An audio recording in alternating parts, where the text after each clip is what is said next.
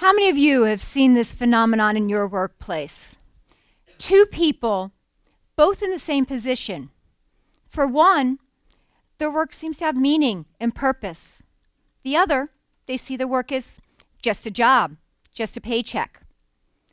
I saw this phenomenon repeatedly in my almost 20-year corporate career, but I actually saw it most vividly in the first year in my PhD program about 15 years ago.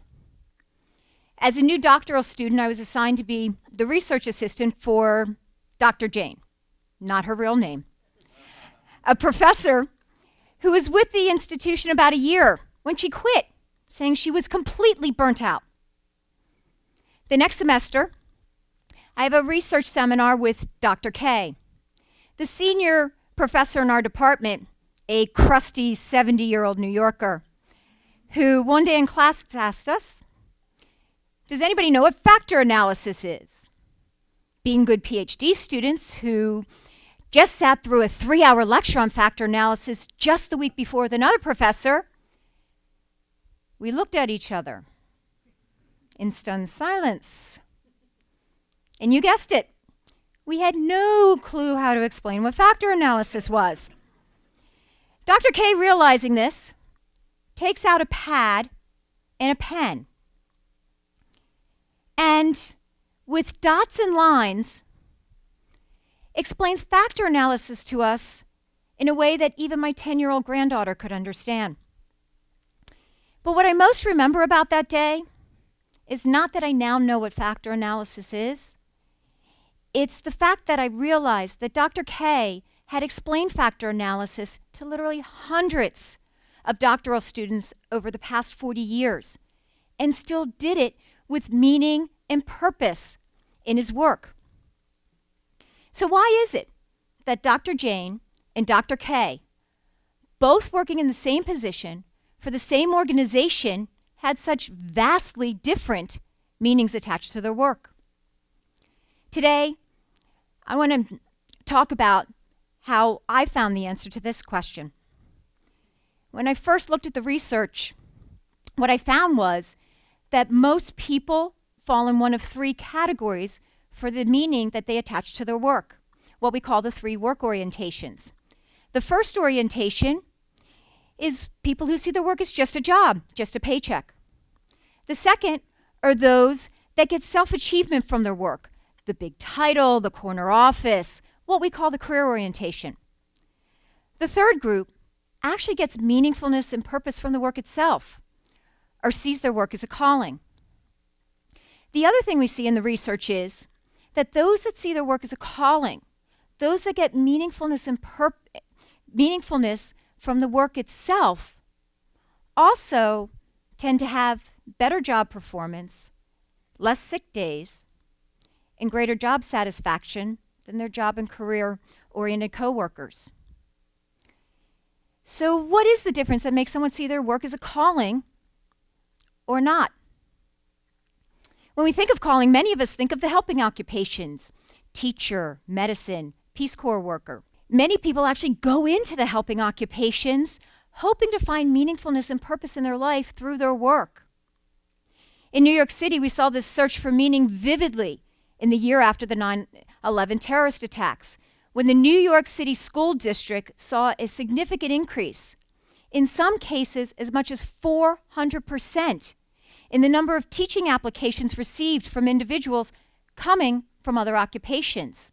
In my research, what I found, in the research of others, is that we find that regardless of occupation, be it teachers, those working in healthcare, auto workers, or even corporate executives, that all these occupations seem to have an equal distribution of people who see their work as job, career, or calling. So what do these results mean? When we look at, if it isn't the occupation that creates meaning and purpose, what is it? I've interviewed and surveyed hundreds of employees looking for an answer to this question. And here's what I found. What appears to separate those who see their work as having meaningfulness and purpose versus those that do not is how they approach challenges in their work. Those who embraced challenges saw their work as a calling. Those who avoided challenge in their work primarily saw their work as just a job, just a paycheck. So what does these results mean? If you think about it, if embracing challenges is what gives our work meaningfulness and purpose, doesn't almost any job have challenges? So therefore, couldn't any job be considered a calling? Even when we think about the helping occupations, aren't they really about embracing challenges? The teacher embracing the challenge of trying to get students to learn. The doctor embracing the challenge of trying to cure a disease. Or the Peace Corps worker trying to embrace the challenge of bringing clean water to an impoverished community. But work is not the only area of our life that contains challenges. So could embracing challenges, regardless of life domain, actually bring meaningfulness and purpose to our lives? There's all sources of meaningfulness that can come from our lives. Think about raising a child, running a marathon, or obtaining an advanced degree. Don't all these sources of meaning come with challenges we need to embrace? Think about the meaningfulness that comes with seeing our children succeed, crossing the finish line, or receiving a diploma. Aren't these life moments made even sweeter because of the challenges embraced and overcome in our lives? So, how do we encourage individuals to embrace the challenges in their life to get more meaningfulness and purpose in their lives? I have 2 suggestions. First, having a secure environment helps us to embrace challenges. I've surveyed hundreds of employees, and what I've found is that there is a strong relationship between seeing one's work as a calling, and having a secure work environment. But consider this. When we feel as that we're secure in our environment, doesn't it make it even easier for us to embrace challenges, be either at the workplace, at school, or even at home? I say this knowing what a difference in having a secure environment has helped in me to embrace the challenges in my life. See, all the research and statistics say I should not be here today. I should have never even completed my undergraduate degree. I grew up in a family that had the challenges of addiction and financial hardship. Challenges that are tough to talk about, much less embrace and persevere through. But I also had parents who loved me, my brother, and sister unconditionally. This gave me the secure environment that allowed me to embrace the challenge of pursuing my education and becoming the first in my family to graduate from college. The second suggestion is how we view failure is important to getting the full advantage of embracing challenges.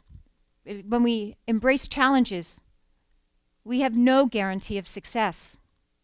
Stanford's Carol Dweck and her colleagues found that when we keep an open mindset, a mindset that sees failure as part of learning, that we are much more likely to embrace the challenges in front of us. And even if we fail, if we keep an open mindset, we are much more likely to see those challenges to help us grow, give our lives meaning, and create a cycle of positivity that makes a difference in our lives. 3 degrees and 30 years later, I'm using my education and the lessons that I have learned in keeping an open mindset to embrace a new challenge in my life. 4 years ago, when I came to my current employer, I was offered the opportunity to help the next generation of women become leaders in the workplace. A challenge for many young women is that they are amazing in the classroom, but don't see themselves as leaders in the workplace. In addition, because of a whole host of societal challenges, they have to lead differently than men to be successful. These are huge challenges to embrace. And starting this January, I got the opportunity to embrace them when I was given the honor of teaching the inaugural class in our new Women's Success Series, where 14 of our best and brightest female undergraduate students got the opportunity to learn about their strengths, build their confidence, and then use these skills to network with an amazing group of female faculty, executives, and business owners. To say this initiative has given my life meaning and purpose is the understatement of the year.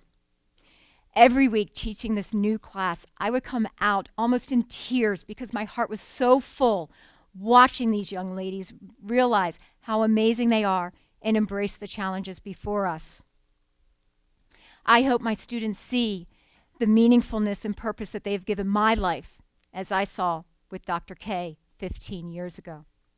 So I encourage you, go out, embrace the challenges in your life, be they at work or any other area of your life. I hope that in embracing challenges, you find the meaningfulness and purpose in your life. Thank you.